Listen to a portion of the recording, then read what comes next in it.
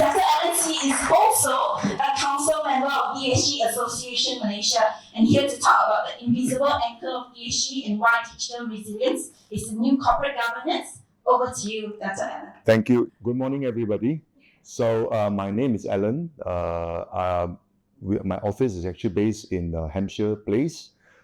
Firmus is one of the very long and also sizable cybersecurity company in Malaysia. We started the business in 2008. We are celebrating our 18 years this year. And we host one of the largest cybersecurity pen tester team in Malaysia. We have about 120 people right now. So without further ado, to inline with ESG and to introduce you, I am also a council member for ESG Association of Malaysia, and Firmus is also a lifetime member for ESG Association Malaysia. So you can see that from cybersecurity perspective, we are fully adhere with ESG. But again, when people talk about ESG, nobody will actually think cybersecurity is part of it, because everyone is talking about environmental, carbon footprint, how do you save energies, But if you look at the current world, everyone is doing digitalization. So when you digitalize your business, and then a lot of things will come in play. And moreover, if you look at the adoption of AI, which is inevitable, and banks also adopt AI, and then you can see some of the banks started to trim down their operation simply because of AI.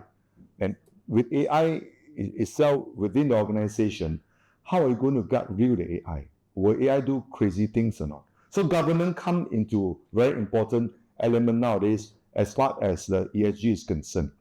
So if you look at why digital resilience is a new corporate governance, because of digitalization that we are transforming our business to be digitalized, then hereby you understand that the governance in terms of data sovereignty, data resiliency are very, very important nowadays, apart from talk about water, green energy, and energy saving. Okay, without a trusted system and secure data, ESG reporting will lose their credibility. Imagine you have a lot of IoT collecting a lot of ESG data in your network, and if this data is compromised, and then the credibility of the report will be questioned. Well, ESG is a new digital discipline. If you look at that, we need to have a sustainable reporting and disclosure. I think being a listed company, some of you are listed company, then you know that you need to have a ESG reporting and sustainability reporting. Secondly, and you need to have those climate data, governance, transparency, third party, and supply chain risks. I'm not going to talk much about those environmental, because I'm sure some other colleague speaker will actually touch that, because my background is very much on governance, cybersecurity. So therefore, I'm going to touch more on governance. Okay, I'm going to talk more also about third party and supply risk, supply chain risks, and in a later slide, operation resilience. Operation resilience is very important, and assuming breach is one of the mentality that most of the chief executive must have. When I say assuming breach, means that we must assume the breach will happen. You will never expect your system will not be compromised. So once you assume breach, then you know that I will be hacked one day. But if I'm breached, if I'm hacked, how fast, how urgent, and how immediate can I go back to resume my operation? That is what we talk about resiliency. Resiliency doesn't mean that you won't be breached, you're 100% foolproof. No network in the world is 100% foolproof, as you all know. Later, I'm going to show you some example about the recent hacking in Malaysia. But resiliency is important. If I'm breached, I'm able to get my system up within certain hour. That's the key challenges. And then, when ESG data is inaccurate or compromised, then you will have your reputation damage. And most of people know that reputation actually play a very important role in your business. And then loss of investor confidence, especially if you are a listed company, and then erosion of regulatory standing. And again, still not need to touch a bit on ES as well, because in IT world, environmental also play an important role, right? Many data centers started their operation in Malaysia, especially in Johor, because of our water supply and things like that, and also cost. That's why you can see that the booming of data center business in Malaysia it's a phenomenon. I'm sure for the last 2-3 years you see that a lot of new data center is built because of land is cheaper, water supply is a lot. However, this will also impact in terms of our environment. Hence, we need to build a green energy and IT infrastructure. And if you adopt to cloud, means that you are also part of the ESG journey, because there's no point everyone to actually put their server on-prem, and then you have your own server farm, everyone have their own server farm, and then after 5-6 years, your server need to be recycled, and then it create a lot of environmental impact, especially how are you going to do with the servers, right? And can it be recycled? Can it be refurbished? That will create a lot of environmental thingy. So moving to cloud is also part of the ESG part of the ESG initiative by many organizations.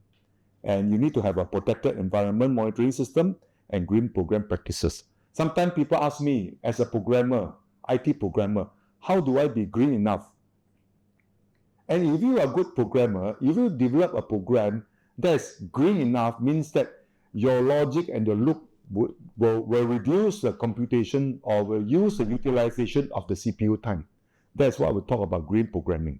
Because sometimes a programmer, they like to create a program with a lot of if, what if, and then you look at the program, then you require more computation. But if you run it in a green environment, computation require a lot of energies.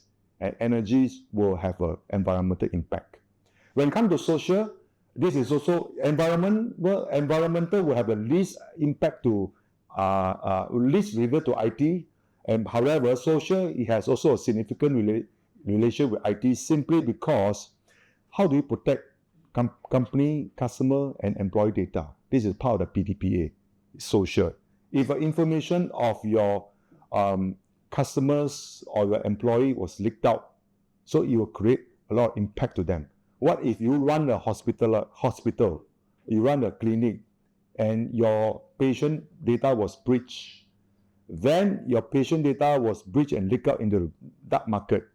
Then that means you have breached the PDPA, because patient information is a personal information that is top secret, because I don't want people to know my sicknesses or whatever illness I have. Okay, and then secure remote working. You need to create a secure remote working for employee, because this is part of the parcel of the working environment nowadays. And any of the breach of data that will leak information, that will have a social impact on that. And of course, you need to have a resilient against a ransomware disruption. Okay, so let's talk more about governance. G. That's part of the very important pillar for ESG. So this is the pillar that most directly tied to the cybersecurity. Okay, cybersecurity is no longer just IT issues, it's the government issues. So the government topics under the cyber lens, it covers cyber risk governance. So cyber risk governance will actually ensure everyone to understand what is your cyber risk associated to your environment. That includes, you need to know how is your risk relation to your business. That's why organizations engage companies like us to do cyber risk assessment. That's where we do penetration testing, we do audit on the environment. And we assist ourselves as ethical hackers to hack to your system and tell you where are the vulnerabilities, and then advise you how to patch it. If you don't do it, hackers will have done it. So that's why you need to know what is a cyber risk governance. And many people just ignore it. And many people do it for the sake of doing, because of the compliance. And they simply get any third-party vendor to do it without knowing they are a lot of expertise needed in the area. Secondly, board oversight.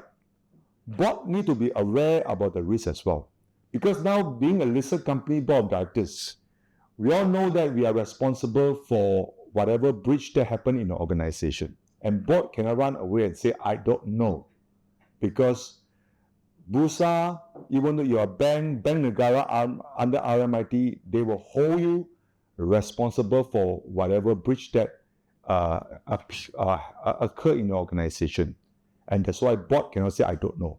And that's why nowadays, board also, most of the time, especially big organization, they hire those expertise with IT background to sit in the board, so that IT head will not be simply lying or misrepresenting the company. The board will definitely challenge back if the board have experience in terms of IT and cybersecurity, because they are liable if the system was breached.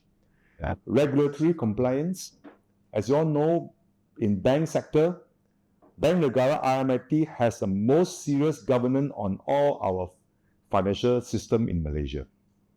And therefore, being a cybersecurity company, I always tell the public that our bank have a very resilient system. And is it safe to deal with a bank in Malaysia? I think it's very safe. But you still think why cases still happen.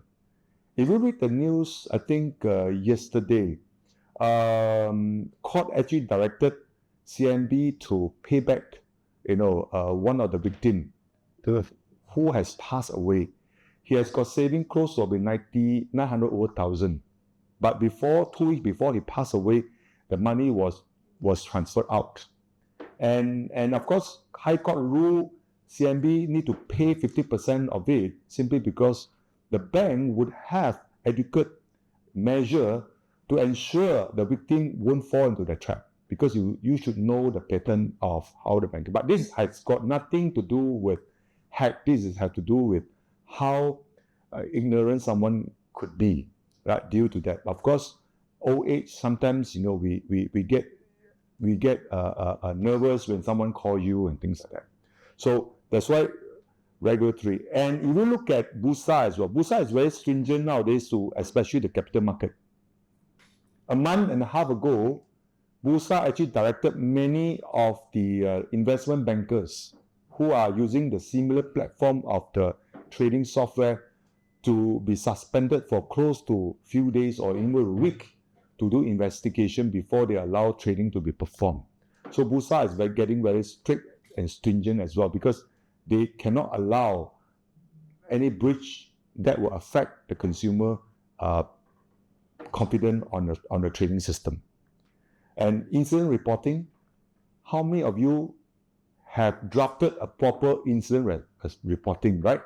When incident happen, everyone kelang kabut, right? So the organization need to have a proper IR planning. Should things happen, what shall we do properly? So incident reporting, it cannot be just impromptu basis. It has to be done in a very documented way, and with a practical exercise like tabletop exercise, cyber drill, and things like that. If you look at a building, IGB will definitely know. They are conducting the fire drill every year at least once. I remember last round, so happened, I'm in office, I got to walk down. Luckily, I'm in 15th floor, If you're doing the fire drill from time to time for office, and think about your organization, have you all done any cyber drill or not? And you think about the likelihood of the incident happening. Will fire and or cybersecurity incident happen? Which one has got higher likelihood? In fact, to be frank, based on my experience, cyber insurance, the likelihood of happening will be higher than fire. And why we're doing fire drill instead of cyber drill? So therefore, organization to really need to go back and think. You need to have a tabletop cyber drill exercise. Come up few scenario. If things happen, who to call, who to respond to public, how to react, and what. And if a data center caught in fire, what do we do? If there's an incident like malware affecting your system, what do you do? So all these kind of things need to be crafted in a more professional way and practice it through the cyber drill exercise. Okay? And ESG data auditability, data integrity assurance, because data integrity is very key focus. Imagine today, if you are dealing with a bank, then bank tell you the data there's no integrity, then you have issues. Because why? my money in a bank, tomorrow the number will change. Okay, so long even change 1 cent means that the data is no longer integrity. That's why data integrity is one of the very important element for cybersecurity. So 5 cyber risks that breaks ESG. Some of them I could have carried, I could have mentioned just now. Ransomware and operation disruption. Ransomware happen every day. And as a cybersecurity company, you have seen so many ransomware cases. People pay for ransom, people don't pay for ransom. You report to CSM, we report to MCMC. They advise you not to pay, or what to pay, not to pay. It's all lies on your organization structure, the decision. Why I say so is that many of the organizations ask us, if my data is encrypted, shall I pay ransom or not? The question is yes or no. As an authority like MCMC, CSM, Cybersecurity Malaysia, or PDRM will tell you no, right? Just like if someone kidnapped your daughter, police will tell you no, don't pay. But as a parent, if she is your only daughter and you are rich enough and you can afford to pay 220 million, will you pay or not? So that's a very subjective question, right? Likewise, for data, for the cases like ransomware, it's the same. If this is only data that I have, and this data is the data that will kill my business if I don't have it, and my backup is dead, and my backup is not working, or my backup was 1 year ago, then to pay or not to pay, then depends on the board decision. Police will tell you no. Cybersecurity company like us will tell you no. But to pay or not to pay, it lies with you. To pay, you have risk. What if you pay already, they don't give you back the data? But if you don't pay, you know you cannot operate. If you are running a hospital, your patient informations are all digitalized. This patient tomorrow supposed to do operation because of cancer stage 4, but imagine everything have to go back to manual. How do you find the information? Can you operate? Can your medical center run tomorrow? And if you don't have any backup, can you run for the next 1 month? The answer is so obvious. So to pay or not to pay. So this is always a question, because this will give you operation disruption. And with that, I always advise organization that if you are running such data, you need to have a good backup plan. Your backup is not meant to be just a backup. It has to have self-resilient system to protect, self-protection, so that when hacker attacks you, and then your backup is still working. And if your backup is still working, you can always ignore the hackers, because I know I can restore it back. But make sure your backup is not corrupted, because once it's restored back, it's corrupted, system is down again. So this is the very key problem that many organizations are facing, especially the operation disruption due to ransomware. Second, ESG data manipulation and integrity. Yes, because when you need to submit the ESG report, you put a lot of IoT everywhere to collect the live data. And if your IoT devices are compromised, the integrity of data will be affected. That will affect your reports as well. So this is the area that organizations also need to take into account, especially you have a lot of data collection of your ESG data throughout your operation. Thirdly, third party and supply chain risks. These are areas actually many people also ignore.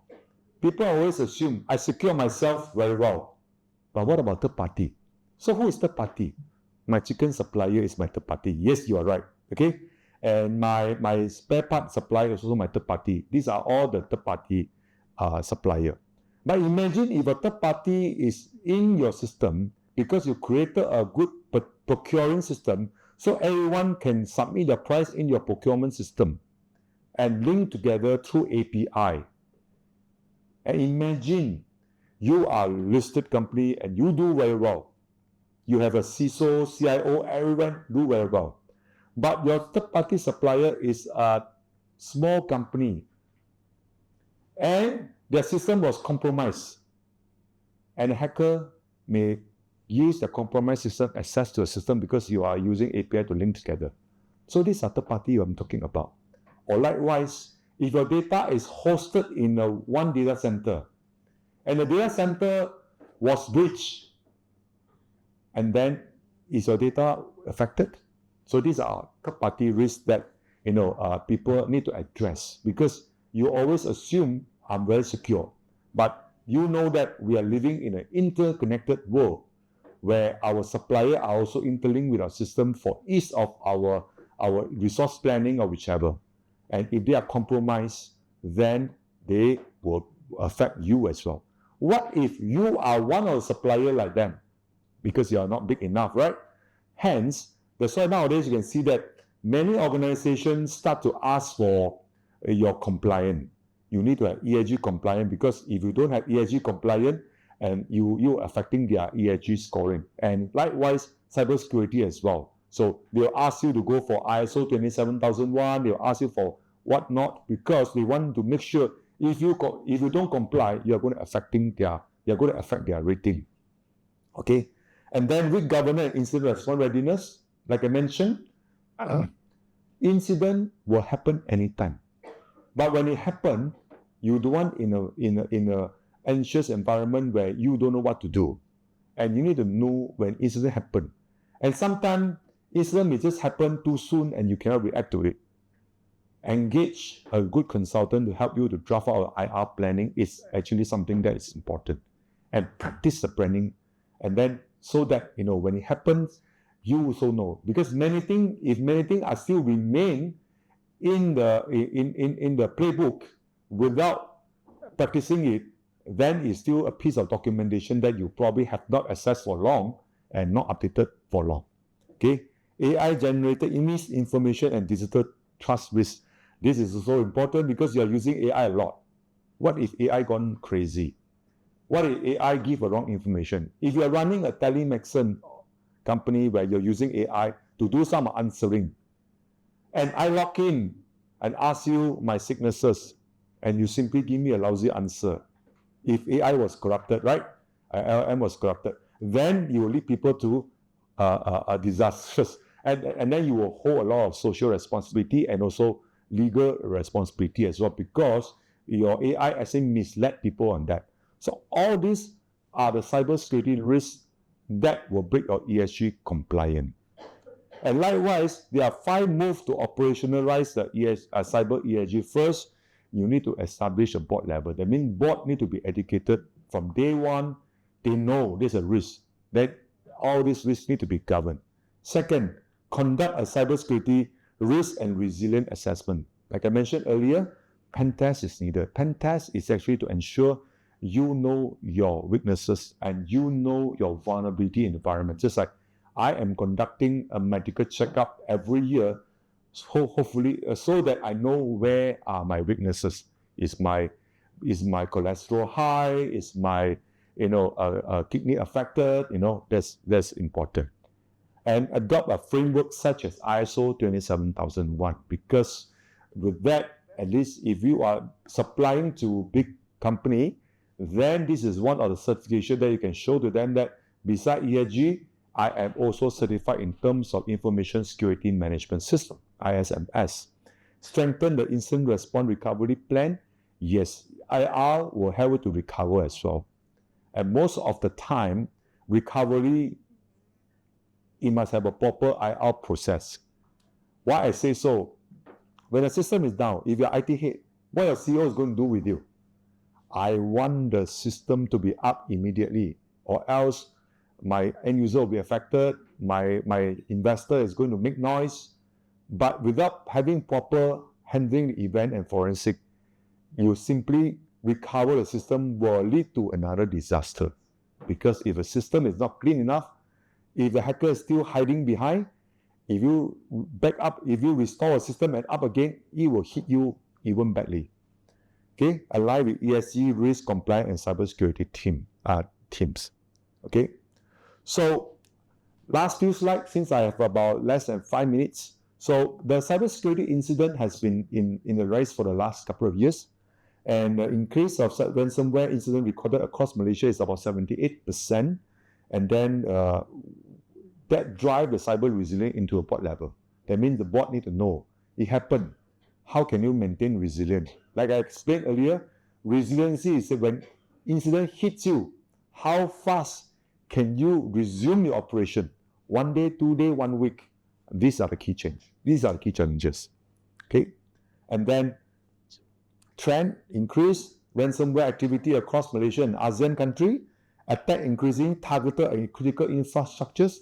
That's why the Cybersecurity Act 2025 target 11 sector of critical national infrastructures. Okay, such as TMB, airline, train system, banking system. These are considered as a CNII. Operation resilience now sit at the board level. I repeated many times because I want all the board to understand resiliency is a key. Defending is a must, but resiliency is how, when it attacks you, how can you resume the system fast? And regulators are tightening cybersecurity governance and disclosure obligation, from BUSA perspective, Bank Negara perspective as well. And then give you the case study, which was long but not too long ago, 2024 August, Prasarana was attacked. This is a big attack that has been covered worldwide, covered in the nationwide. So what is the loss to you? First, the system is compromised. If you are using the special pass of Prasarana, where 1 month you pay 30 ringgit, 50 ringgit, and you register yourself as a user, your data is breached, okay, in this incident. So this happened, and it's a big hoo-ha, and ministry was very upset with that, and make sure they secure the thing. Critical infrastructure operator must treat cybersecurity as part of ESG and operational resilience strategies. And 6 months later, Malaysia Airport was breached, and literally the perpetrator actually asked PM or even the cabinet to pay $10 million. Okay, of course we rejected. And that time, you remember, you saw the news, people are carrying cupboard to tell you where is a check-in row, how to check in. It's all manual. Imagine if a system is down, you don't even know which gate to go to, and how to issue the ticket of the airline, and imagine all the luggage, will go haywire. So this happened just 6 months after the Prasarana, and I'm sure you all heard about it, you all know about it, and some of them even experienced, because for the 1 week or 2 weeks, Malaysian airport was badly affected, especially day 1 and 2.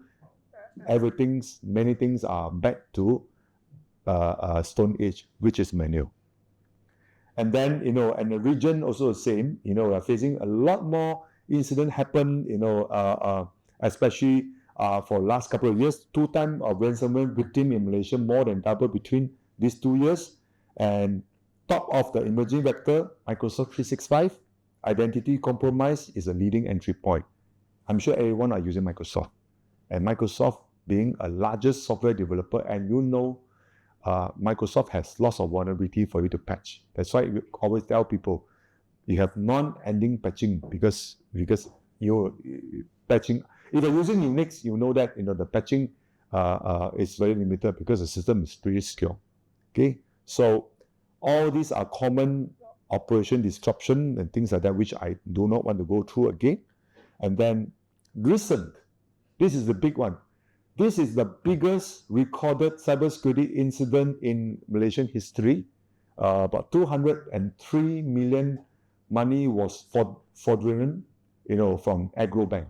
Of course, this is open news that I can cover. There's nothing on confidential. And this appears to be involved in internal system rather than customer account. That means some of internal system was not patched. Why the system was not patched? Simply because it's an old system, end of life system. So when system was end of life, the management will usually say, end of life, 2 years later, I'm going to change the system already. I think cannot be patched anymore. Never mind, just deal with it. Because of the system has got vulnerability, the perpetrator, which is a group of people, find the loophole to transfer the money out to many new accounts. That's why you can see a large mail account network suspected, a well-organized cybersecurity crime operation rather than a typical phishing. This is a crime because why? 203 million of money was transferred within a week before the bank actually discovered that. And the money can transfer all to mail account. From mail account, they withdraw the money. 1 week, they open a lot of mail accounts. So that's why this is a very large, gang of a crime gang that they have done it. Okay. So of course, 47 was arrested. Multi-agency involved, like lawyer, Malaysian police, cybersecurity, bank negara involved as well. So a major governor and cybersecurity wake up. Last but not least, this was just most recent.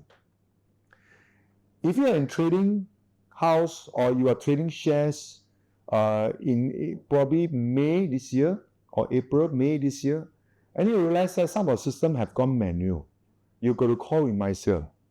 And why? Because system was not compromised, because Bursa take a proactive action to actually suspend some of the trading house system they are using, which they are using the same platform that is Malaysian developed platform. And suspectedly, the platform could have been compromised. Okay, so the affected investment bank or securities like UOB Kay Hian, Philip Capital, Malacca Security, and few more. So some of the online has been suspended for more than 1 week. And then you have to call Remisier to trade. And imagine if you are overseas, you don't call Remisier and you want to sell a share which has already up, but because of the trading platform was suspended. Don't talk about 1 week. Say some of them has literally suspended for 1 day, and you lose out opportunity to sell or to buy. I want to buy this price. Why? You gone this price, but tomorrow gone up already, right? Or I want to sell. So this market operation continued, but investor access was affected. In fact, people can still trade if you call the Remisier, but the confidence level dropped because why? This thing happened. And then highlighted in third party and operation resilient risk. Why is third party? Because all these companies do not develop their trading platform. They are using a trading platform, which is the most commonly used, and the trading platform suspectedly was compromised. And that's a third party risk. That's why nowadays many investment banks start to think, shall I develop my own platform? Because if a third party is beyond my control. Having said so, this was happening, it's in March 12. So in March, okay? So time flies, actually it's already 3 months. So this has shown to you, we are living in a digital world. Besides, you're talking about planting more trees, reducing carbon footprint, governance actually becoming something very headache. If you don't do it well, it will affect your ESG rating badly as well. So with that, I think this is my last slide, before they chase me off. Executive takeaway: strengthen the board level cybersecurity governance, improve your cybersecurity resilience and incident readiness, enhance third party and supply chain security, and align ESG risk compliance and cybersecurity function. Sustainability without security cannot be trusted. Thank you very much.